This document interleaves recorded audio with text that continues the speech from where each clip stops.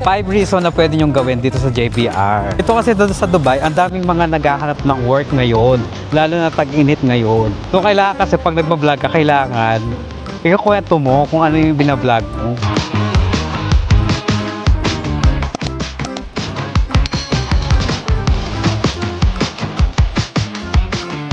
Hey, what's up guys? At welcome back sa aking YouTube channel. And for today's video, nandito tayo ngayon sa JBR at ipapakita ko sa inyo kung gaano kaganda ang JBR. At syempre guys, dito libre yung tubig. Ayan.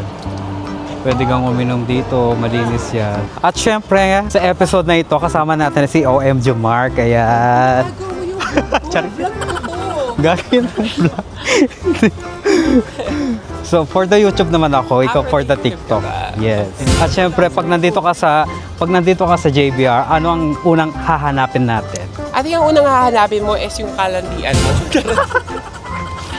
Yung video ko ngayon para pag kumalat ng video na to, syempre, ikakasikat mo yan eh. Ah, talaga? Dami mong sinabi, Mi. So guys, ayan. Kaya kami nandito sa JBR kasi may nahanap kami. Kasi hindi na yung mahanap. Kasi hindi naman talaga magpapahanap. Kaya nga. So sino bang hinahanap natin dito? Guys, naghahanap kasi kami ngayon ng pagkakakitaan. Syempre, wala tayong pangkita ngayon. Mag-vlog tayo. Kaya, ganun. so yan po yung mga tindahan dito. Actually, marami kang makikita dito. Ayan. Mga afam. Oo. Tsaka maraming ano dito. Pangit. Maraming mga turista. Ayan. Cheesecake Factory. Can you imagine lahat to is dati is desierto. Diba? Ang galing ng Dubai, diba? Nasaan ka na camera? Tag-ina mo, bakit? Yung kailangan mo magsalita kasi kailangan mo yung ikwento. Kaya nga eh. So kailangan kasi pag nagbablog ka, kailangan ikakwento mo kung ano yung binablog mo. So ngayon nandito tayo sa JBR. Dati, ang JBR hindi naman siya ganito. Ang JBR is para siyang desierto. Yes. Oo. Tapos bigla na lang ganyan maraming building. Tapos nandito din yung sikat na bar na bla bla. Ayan. Yung lahat ng celebrity sa Pilipinas pinupuntahan yan. Yung iba, yung mga Pilipino nandito. Guys, ang tip ko sa inyo, kung pupunta kayo dito sa Dubai, ang unang-unang puntahan nyo itong JBR. Maganda ito sa umaga at maganda din naman ito sa gabi. Oo, kasi sa gabi marami ding... So, bawal sa tanghali? Bawal sa tanghali, mainit. Pero pwede naman kasi marami nagsaswimming dyan sa beach. Maganda yung beach dito, no? At saka yung beach dito is man-made. Hindi, ganito na lang. Yes, so, man-made. Kung ikaw ang type ng person na mahilig ka mag-beach, gusto mo yung parang California vibe, this is the right spot for you guys. So, sobrang dami mga restaurants. After mo mag-swimming, meron din mga shopping stores here. Basta, magdadala ka lang ng budget. Kaya. Ganon. Kaso lang, wrong timing kami ngayon kasi nga, tag-init. Nanggigitata po kami. Nagigitata kami sa init. Pagpapawisan ka. Pero ang dami mo makikita dito, ipapakita ko sa inyo. Ayan. Di ba napakaganda? Tignan nyo naman yung mga building dito, mga residential yung mga yan. So marami kang makikita dyan. O di ba? Very US vibe. Ganda dito oh. So dito naman, marami na mga kainan dito. So kung nagtitipid ka, pwede ka rin naman magbaon. O kaya naman, ang tip ko sa inyo, pumunta ka sa mga supermarket, di ba? Kasi sa supermarket, mas mura. So magbaon ka na lang, kung gusto mo tipid-tipid. Pero kung medyo syala-syala ka naman, pwede ka naman mag-restaurant. Supermarket is one of the best restaurant ang kaya tawag nga, namin, diba? instead of grocery because lahat ng supermarket dito, they offer hot and cold foods, take away foods na perfect siya para sa mga pupuntahan nyo. Sikat talaga tong JBR, puntahan ng mga turista. Akala ko ako. Hindi ikaw. Hindi pa. Di ba palaos ka na?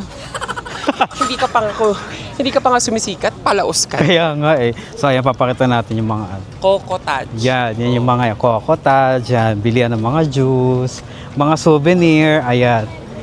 Diba? Kung gusto mong pampasalubong, yan, marami, diba? Ayan, mga camel. Nahihilo ka sa ano? Sa mga nakikita mo. Nahihilo ka sa mga nakikita mo na dumadaan dito. Ayun.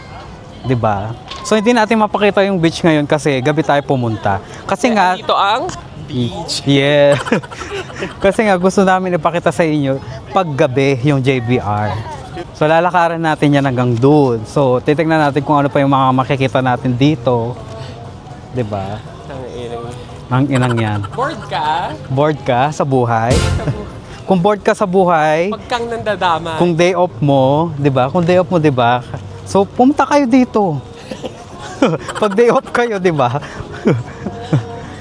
Kasi dito sa Dubai, maraming mga tourist spot na walang bayad. Maraming mga tourist spot dito na walang bayad. Katulad nito, wala mang entrance fee. So makakapunta ka dito, ganun, metro lang. Mag-metro ka lang. So what Diba? are the 5 things that they can enjoy here?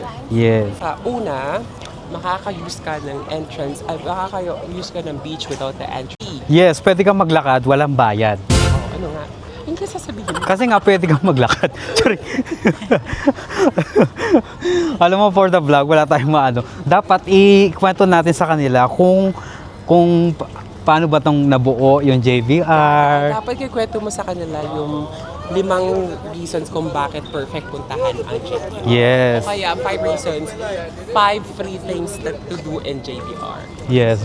5 reason na pwede niyong puntahan. Pwede kang mag-walk. Dito Pwede sa mo gawin. Yes. 5 reasons. 5 reason na pwede niyong gawin dito sa JBR.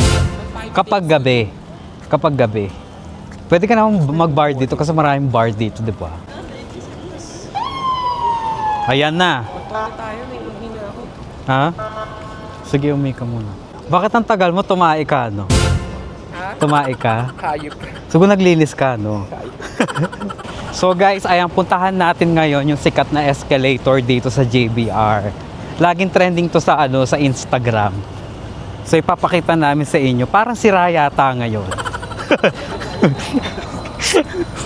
Ayun, nakita na namin. So hindi siya sira, pwede siyang gamitin. Lagi ko to nakikita sa Instagram, di ba? Sikat sa to, Instagram, TikTok, ang daming pumupunta. Kaya mo siya kakapi. Ha? Kaya OMG Mark mo siya kakapi. Ah, talaga. Sa taas muna tayo, tapos Baba. tapos pag nasa taas ka, makikita mo yung buong yung buong view ng JBR. 'Di ba?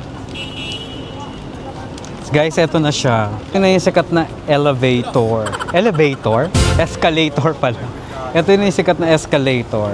So, yan. Kapag inakyat mo yan, overlooking dito, yan. Asa na yan? Camera. Ayan. O, di ba ang ganda? So, ito yung sikat na escalator. Tama, mali. Asa na? Camera. Hindi pa sanay. O. Ganda-gandahan ka na naman, Chu. O, try mo hawakan yung kamay.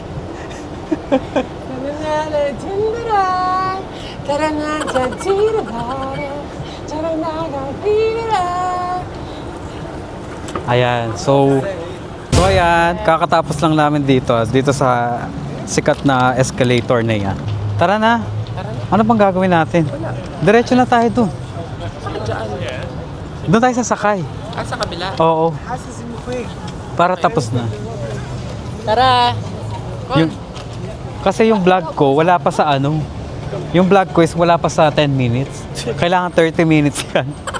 Pero mas maraming tao dito pag taglamig. Syempre. Kasi maraming turista. Pero ngayon, tag-init, so walang masyadong turista. At kaya, Kabayan yung tainit. yan lang ang problema. Pumupunta-punta ka dito kaso wala kang pera. Pero ang maganda lang naman kasi dito is yung view. Ma-appreciate mo talaga. Yes. Kahit wala kang pera, ayan. Pero nakakapag-travel ka. Alam mo na dito nga tayo sa Dubai pero hindi tayo nakakapag-travel Dahil, all around Dubai. ito lang ang dahilan. Kaya nga, kaya walang nanonood sa atin sa YouTube kasi nga walang kwenta itong video. Walang katuturan. So kaya naman kung nanonood ka dito sa video namin, Subscribe na. kung ayaw mo itong panoorin, huwag na. Skip mo na lang. Pero kung gusto mong panoorin, edi mag-stay ka at mag-subscribe ka, di ba? Ang importante, kailangan mag-subscribe ka, di ba? Pero ngayon, ang daming taong mga yumayaman ngayon sa YouTube. Magugulat ka na lang, yung tabi ko, YouTuber na pala siya. Di ba? At syempre, kailangan, dapat meron, pag nag-YouTube ka daw, kailangan meron tayong makakausap na mga tao Okay, dito. kausapin mo si Kuya. Kausapin na, hey, what's up guys? What do you do for a living? I'm just a normal person. Dapat kung gusto mong maging travel vlog, mga gano'n, kung gusto mong maging gano'n nga, vlogger sa travel. So, kailangan may mga nakakausap ka mga tao, yung culture nila, ipapakita mo. Ayaw mo to? Sira ulo ko. Sira. Pero sa mga ganitong oras, masarap maglakad-lakad ang ganyang oras. At hindi siya masyadong humid ngayon. Pero kung tanghaling tapat ka pupunta dito, Day, masusunog ka, Day. Huwag mo nang balakin Dito kami nag-hotel dati. Alam mo naman, pag may libre, sumasama kami. Ganyan kami kahirap. Mga sampid lang pag may maglilibre. Dito sa Siyempre Dubai, sasama, di ba? Nararamdaman mo, matitikman mo lahat ng mga magagandang hotels, pagkain. Pero minsan, sampid ka lang. Kaya nga, sampid ka lang. Oo. Alam mo, itong video na to, dami na nating basher. Pakita mo ang tunay na Dubai. Kaya nga. Pero that is reality, no? Kung wala kang pera, Hindi ko makapit kasi. di wala kang pera. 'Di ba? Nasa tao din niya kung paano ka aangat sa buhay. Hindi, itong kasing part na to, itong nilalakaran natin is papunta sa Marina, Dubai Marina. Dulo pa rin siya. Oo. So you call it Dulo pa rin. Yes. Pero dito sa Marina, ang makikita mo is yung mga yate, mga ganun. Oo. So I think that Marina naman is mapapanood nyo sa susunod na vlog. So, Gagi. kaya habang hindi pa kayo nakaka-watch ng mga vlog namin, just follow this vlog. Kaya. Hello there. Charot. Pero content ko to, di ba? Hindi pa pala yan. Oo. Pero at least nakapag-vlog tayo ngayon. At naipakita ko sa inyo kung gaano kaganda paggabi ang JBR. Pero ayan, pag-usapan natin ngayon, yung about sa deployment and employment. Bakit napunta doon? Sa JBR, kasi pinag-usapan mo yung employment. Hindi kasi ang dami kasi nagtatanong sa TikTok. Wow, 5 is already open. Kaya nga. 5 is one of the luxury hotel here. Dito kasi doon sa Dubai, ang daming mga naghahanap ng work ngayon, lalo na tag-init ngayon. At syempre, nasa tao na din kung paano ka kasipag maghanap ng work. 'Di ba? Bakit napunta tayo sa work? Hindi ko din alam. Kasi ang usapan dito, pupunta tayo ngayon sa GBR. Pero ngayon ay usapan natin about work. Kaya, labo-labo na tong vlog na to. Hindi na alam talaga. Oo. Pero at least lalaban natin yan. Lalaban natin sa edit.